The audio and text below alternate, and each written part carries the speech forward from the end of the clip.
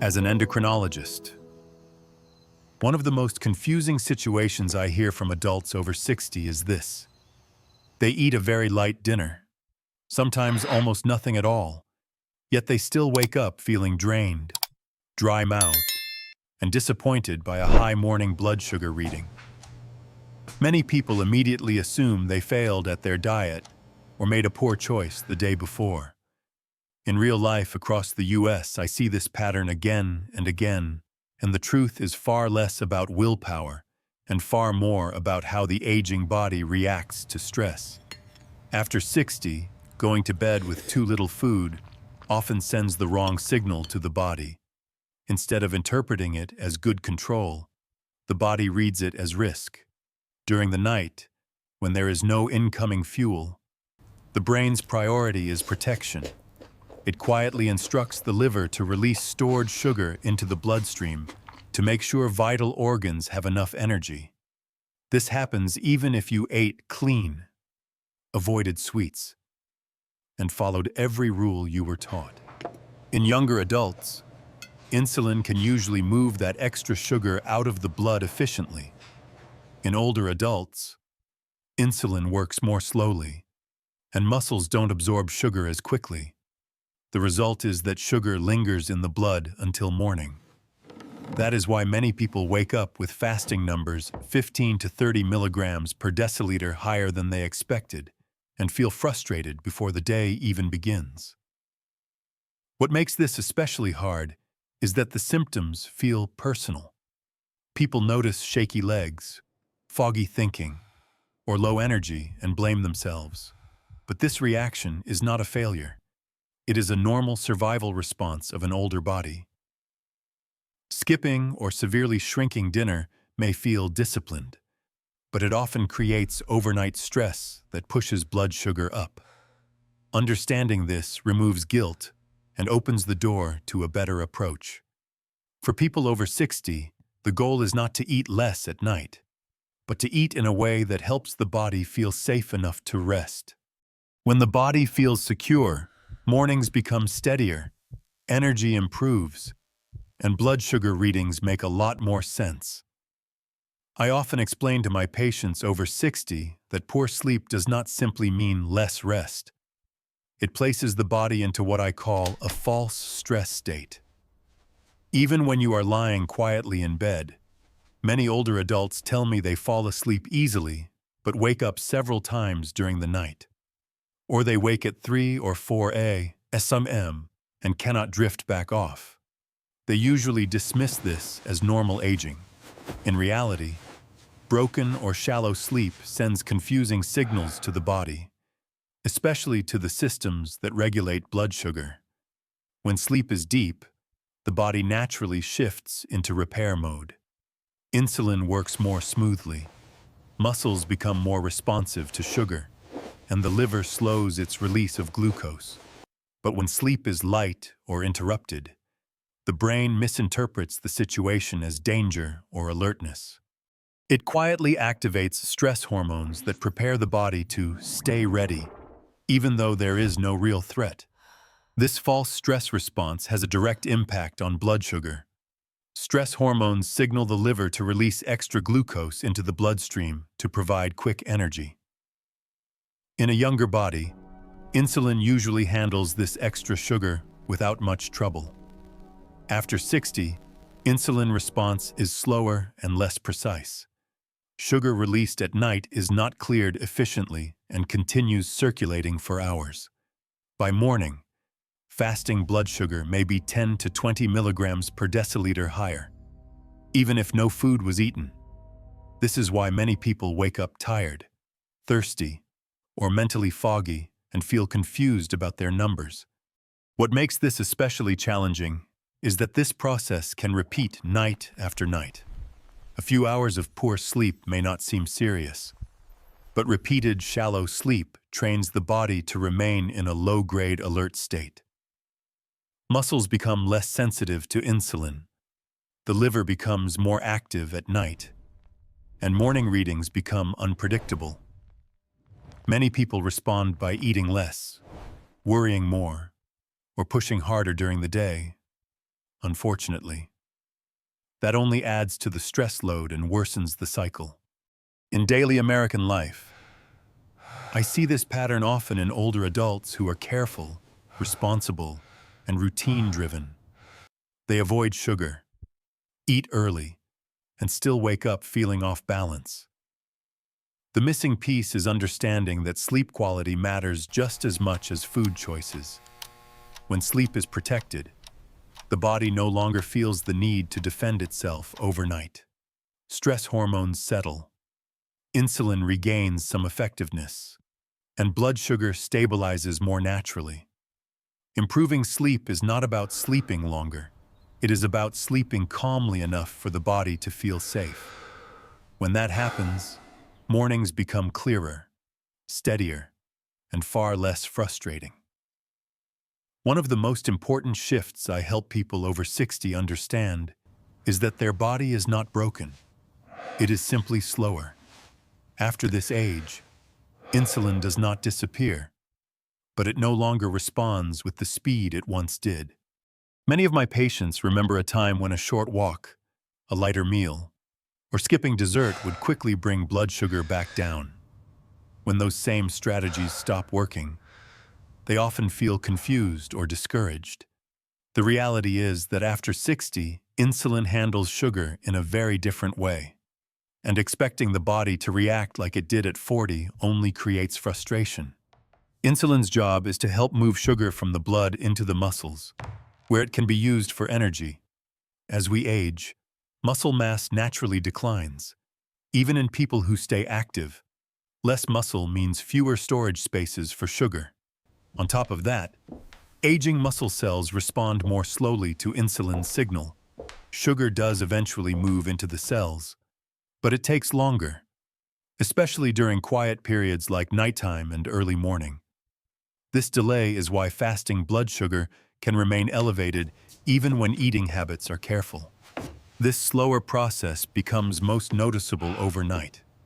While you sleep, the liver releases small amounts of sugar to keep the brain and organs functioning. In a younger body, insulin clears that sugar efficiently before morning. In an older body, insulin lags behind. Sugar accumulates hour by hour, without any food involved. By the time you wake up, fasting numbers may be 15 to 25 milligrams per deciliter higher than expected. Many people assume dinner caused the problem, when in fact it is the body's reduced processing speed at night. Everyday life after 60 can slow insulin even more. Less movement due to joint pain, balance concerns, or fatigue means muscles are used less, which further reduces their ability to absorb sugar. Poor sleep, stress, and dehydration all interfere with insulin's work. None of these factors mean you are doing something wrong. They are common realities of aging. The mistake is responding by pushing harder, restricting food too much, or judging yourself harshly. Stress hormones rise in response to pressure, and those hormones directly raise blood sugar. The more effective approach is to work with the pace of your body instead of against it. Gentle strength activity helps preserve muscle. Steady routines support insulin timing, and good sleep allows the body to reset its sensitivity overnight. When people understand that slower insulin response is normal after 60, they stop chasing quick fixes and start seeing steadier progress. Blood sugar becomes more predictable, energy improves, and confidence returns. Control does not come from forcing results, but from respecting how the aging body truly functions. I often tell my patients over 60 that some of the habits they rely on most are not harmful because they are careless, but because they are reacting in ways that no longer fit an aging body. One of the most common mistakes is responding to a high morning blood sugar by tightening control even further. People skip snacks, cut dinner down to almost nothing, or decide to be extra strict the next day. While this feels responsible, the body interprets it as pressure. After 60, Pressure almost always raises blood sugar instead of lowering it. The liver responds to restriction by releasing more sugar, and insulin, already slower, struggles to keep up. Another frequent misstep is exercising late in the evening. Physical activity is important, but intense or prolonged movement close to bedtime keeps the nervous system alert. Heart rate stays elevated, stress hormones remain active, and sleep becomes lighter. Even if someone falls asleep quickly, the quality of rest is poor. Overnight, this shallow sleep tells the body to stay on guard, which leads the liver to release extra glucose. Many older adults are surprised to learn that their evening workouts may be contributing to higher morning numbers rather than helping them. Fluid restriction is another quiet but damaging habit. Many people drink very little in the evening to avoid waking up at night to use the bathroom. Mild dehydration thickens the blood and makes glucose readings appear higher. It also reduces the kidney's ability to clear excess sugar efficiently. By morning, people often feel stiff, thirsty, or foggy and assume their blood sugar is simply out of control, when hydration was part of the issue.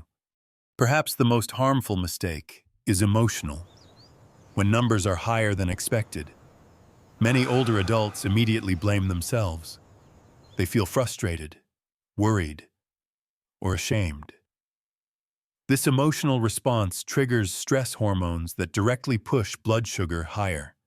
The body does not distinguish between physical stress and emotional stress. Both raise glucose. Over time, this cycle of worry, restriction, and disappointment keeps blood sugar unstable and drains confidence.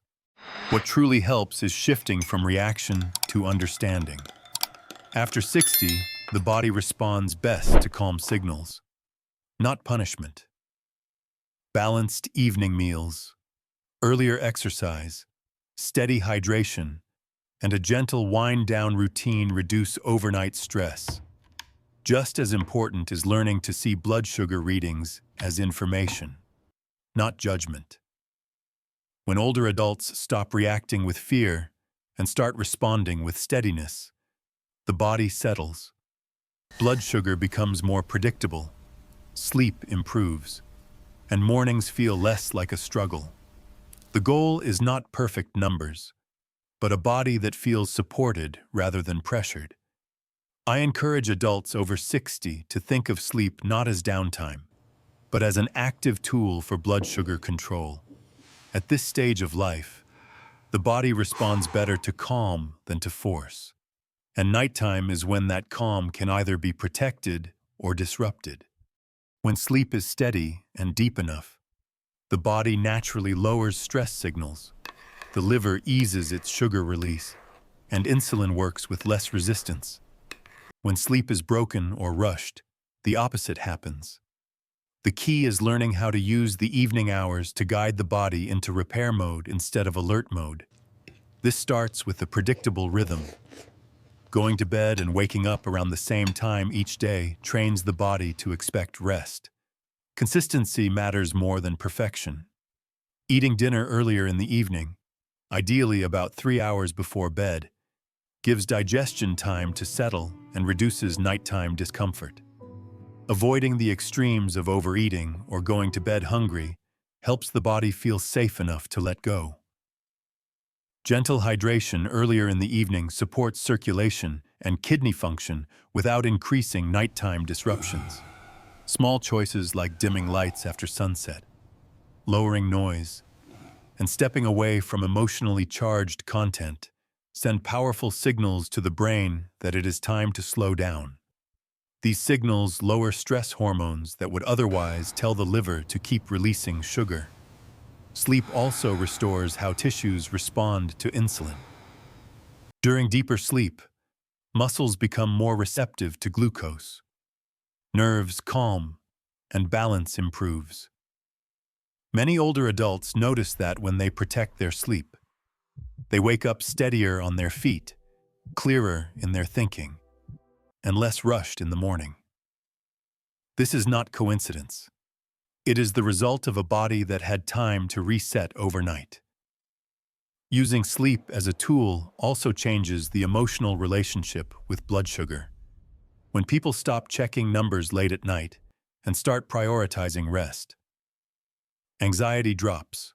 Lower anxiety leads to lower stress hormones, which directly supports better readings. Over time, this creates a positive cycle. Better sleep leads to steadier mornings, and steadier mornings reduce worry, allowing sleep to deepen further. I often remind my patients that after 60, control comes from cooperation. Sleep is where that cooperation begins. You do not need to sleep longer, chase perfect habits, or overhaul your life. You need to make the night calmer. When the night is calmer, the body does less fighting. The liver relaxes, insulin works at its own pace, and mornings feel lighter. Using sleep as a tool is one of the simplest, safest ways to support blood sugar, energy, and independence as you age.